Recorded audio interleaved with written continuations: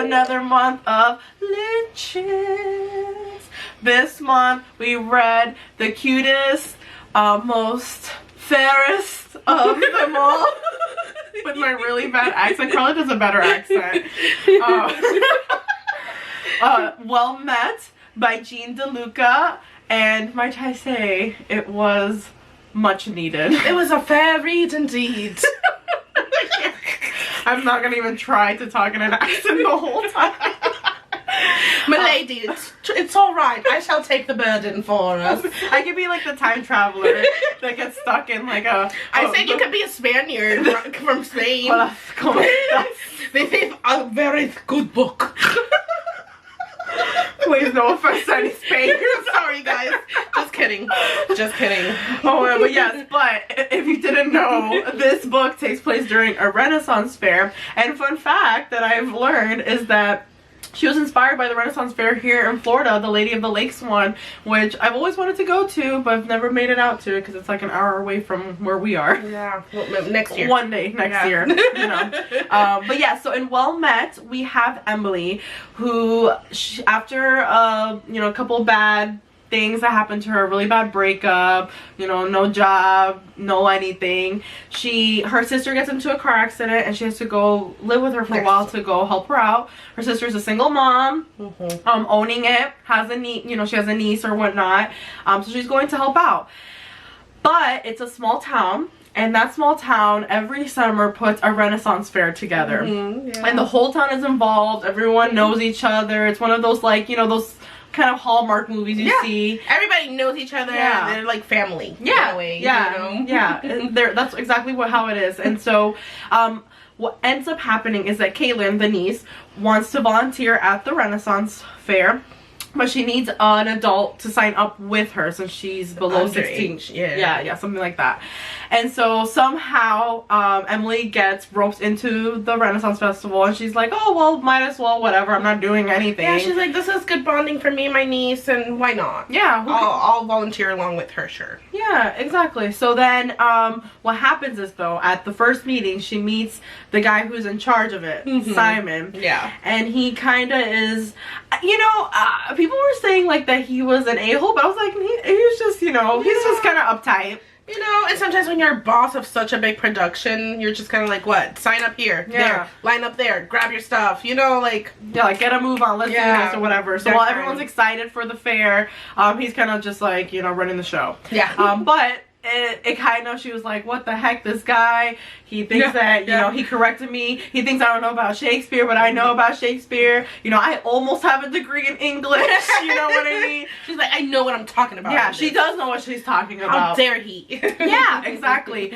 But either way, she ends up signing up to be like the easiest thing. She's like, just sign me up to be a wench. Yeah. A bar wench. So that's what she signs up for. I'm a wench. Yeah. It's really cute though. Yeah. And so as the summer goes by, you know, rehearsals and everything, she keeps encountering Simon, and every time they butt heads. Yeah. But there's also a story behind that, because little by little she gets little pieces from like the people in the town, like that there was this older brother that was the one who actually created the Renaissance fair. Yeah. And basically, you know, something happened and Simon is trying to fill in, you know, his shoes basically, and he's been running the show ever since something. Yeah. You know, I don't know if, he took on that mantle and he has been holding that down for years afterwards. So that burden of having to carry that torch on is kind of one of the factors in why he's so like bitter sometimes. Yeah, and like why he feels like he has to do everything right. But if you like the jerk guys in the books that eventually come around, like he's like a funny jerk. Yeah, this satisfies that. You're like, oh, he's so rude. I hope they make out soon. Yeah, no, like, oh, you can feel it though. That's you the can thing. feel like, the chemistry. You can feel the chemistry, and that's basically what it is. It's like this banter back and forth. Like there's both really smart people. Yeah. So they like hit each other with these like witty remarks. But then the first day of the fair, when she's dressed as a wench, they're enjoying their time, it's kind of busy or whatnot. When she finally meets Simon, he is not Simon. Oh gosh. Tell him, girl. Tell him who he is. And I swooned at this part. Side note, we love like Pirates of the Caribbean. Like that's like one of the movies we bond over. Like Jack Sparrow, obsessed. please. I know, Yes. Jack Sparrow is like amazing, beautiful human. So he is Captain Blackthorn. I believe that's how Captain it is. Blackthorn. Yes, and I think I had the same reaction reading it as Emily, aka Emma, because that's her Renaissance fair name. Yeah. Emma is. And her jaw dropped. And I was like, oh my god. Because the way they described him, he had grown out his hair. He's like on point. He had a beard. He had like an earring in his ear. He had like the hat on. He was dressed in black with a low cut, like with those blouse things. And she was like, Yes. Yes. I was like, wow, Simon. She was like, decked out from head to toe, pirate. Yes. Yeah. So their interactions at the fair are very just like flirtatious, Yes. out there, a little bit lewd, but like in a good way. You kind of get that satisfaction because he's so rude when he's regular, and he gets to be flirty, and you're just like, yes, I love this. Like, other side of him. Yeah, she's like, who's this person? Yeah, and she's like enjoying herself. And then like, so what ends up happening is one of like the ceremonies, like one of the events throughout the day, there's like a courting, like hand fasting ceremony. And then they end up picking her because they were low on people, and she gets paired with Captain Blackthorn. And then they end up getting like pledged or something together for a year and a day.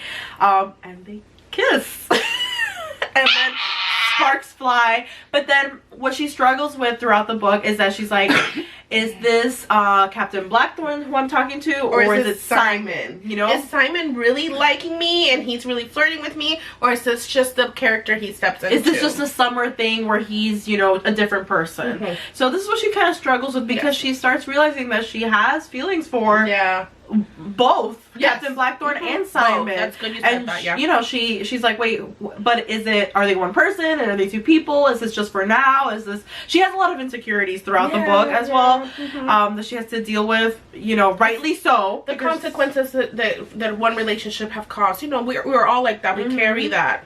We've been burned, and so that's like part of who she is, and so she carries that on throughout the book. Yeah, so they kind of have to figure out where this is going, and then on top of that, she's also trying to make her place, she's trying to settle down. Yes. She's been, you know, up and about for a long time, and she's dedicated herself to another person that didn't appreciate her, and she's ready to find someone in some place that will accept her for, like, grow roots. And fall in love again. Yeah, and have family. Like, she's also building a relationship with her sister and her niece, and she's really loving this connection that she has now with family again. Like, it's not just about, obviously the romance is a really major part in the book, but it's also the romance of finding yourself. Yeah, you know, there's a lot of self-growth in here. Oh yeah, for sure.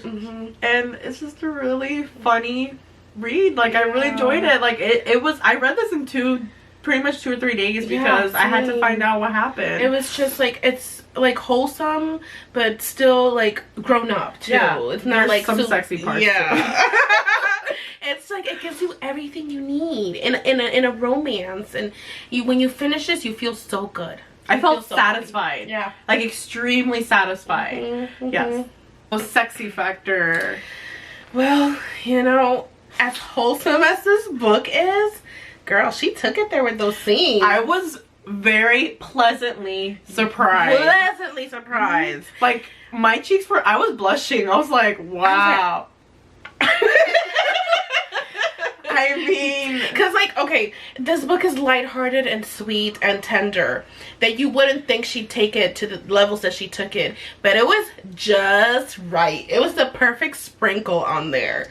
It was, because the sexy scenes that happen, she doesn't shy away from it. You know, like how some authors might, like, and then the door closed, and then they, whatever, fade to black. Fade to black, and you know what happened. Yeah, like, it lets you kind of imagine, but she goes into the details. Oh, she goes in. She goes in on those details, like, in the best way. Yes.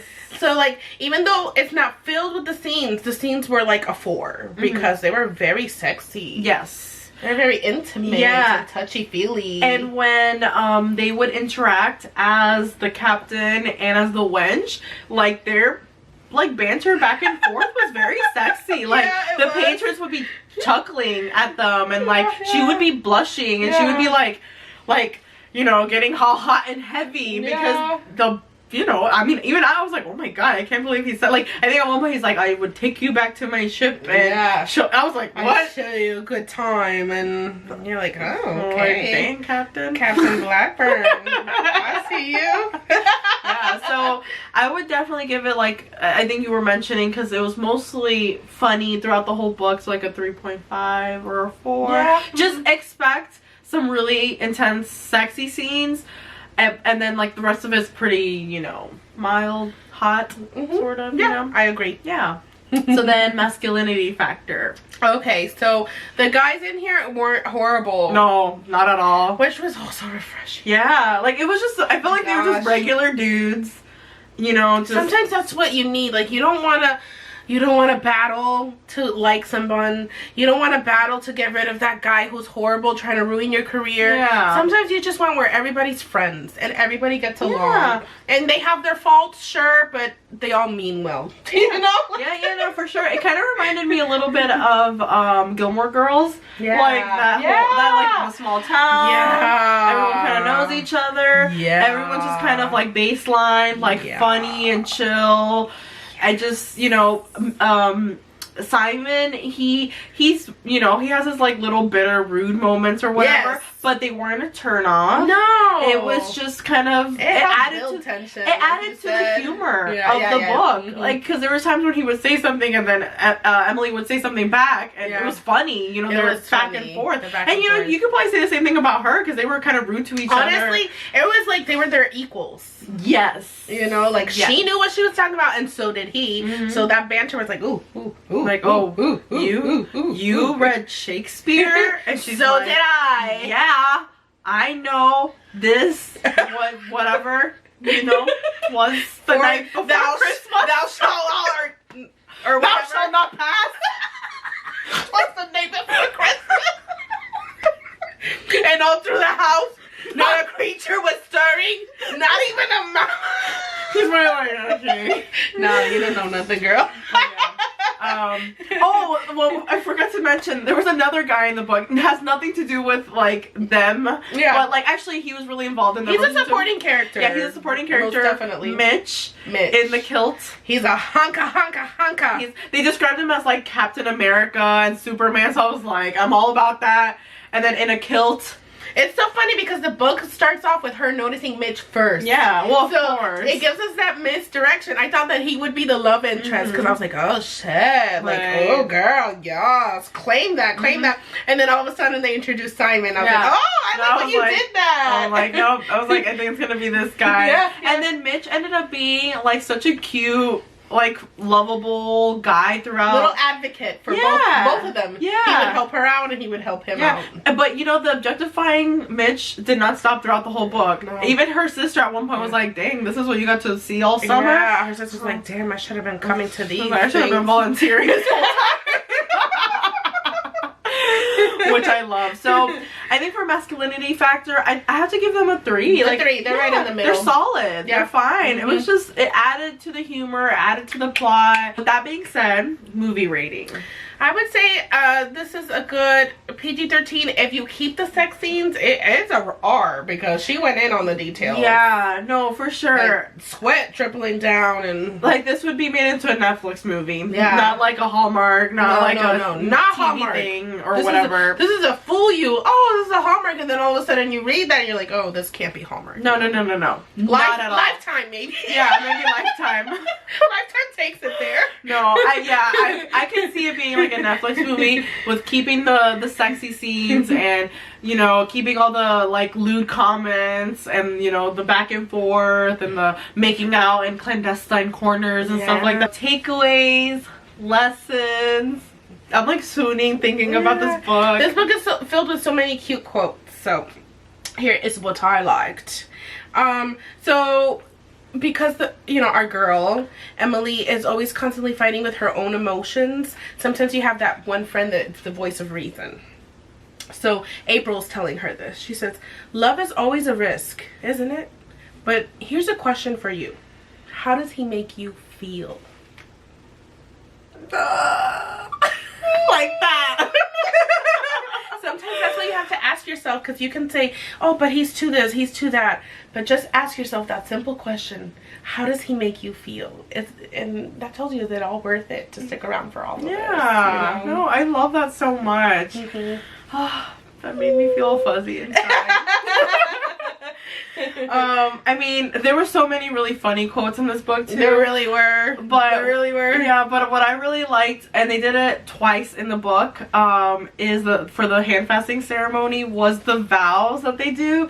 And even though they're fake technically, but they were just so, I don't know, so deep and so sweet and so, you know, like romantic. Like, it was very romantic. It was very romantic. Yeah, I think she said at one point when they were doing them, like the other patrons, like they like at first they weren't into it, but then they were like looking at each other like goo goo gaga. Yeah. She's like, oh my god, everyone's like here like looking at each other like this is for real. Yeah. So this is part of the vow. It's not the whole vow, but it's like the ending of it, and it says, as your hands are bound together now, so your lives and spirits are joined in the union of love and trust. Above you are the stars, and below you is the earth.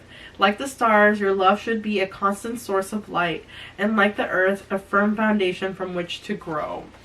Oh, shit. I know. Oh, shit. That's like deep. That that fills me with hope. And like the one that you read, this book is just, I really liked it. It's like she said, like we've been reading a lot of thrillers, and I've been reading really like intense romances, and this is just like, it healed me. No, I just brought life back into me. I forgot how much I love books like this. Like books that really fill you with hope and just have normal regular people trying to just figure life out. Just trying to get things together. And it has humor. I was laughing out loud. I wanted to cry. I don't know what else.